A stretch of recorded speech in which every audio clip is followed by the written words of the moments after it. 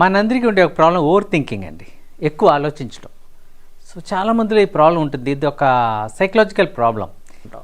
మీకు over thinking మనం ఎంత అవాయిడ్ చేయాలనుకున్నా మనకి ఏదో విధంగా మనకు వస్తూ ఉంటుంది. ఎందుకంటే మనసు అలాంటిది, మనసు మన కంట్రోల్లో ఉండదు. సో ఏం చేయాలి? ఫస్ట్ మొదటిది మీ థాట్స్ రాయండి. తర్వాత మీ సెల్ఫ్ పర్సెప్షన్ చేంజ్ చేసుకోండి. తర్వాత మీరు ప్రెజెంట్ మూమెంట్లో జీవించండి, అది ఇంపార్టెంట్. ఇంకోటి focus on what you can control చేయలేని దాని మీద ఎక్కువ ఫోకస్ చేయొద్దు. మీ యొక్క ఫియర్స్ని ఐడెంటిఫై చేయండి, రాయండి. తర్వాత సొల్యూషన్స్ మీద ఫోకస్ చేయండి, అంతే తప్ప ప్రాబ్లమ్స్ మీద కాదు. తర్వాత స్ట్రెస్ మేనేజ్మెంట్ చాలా ఇంపార్టెంట్.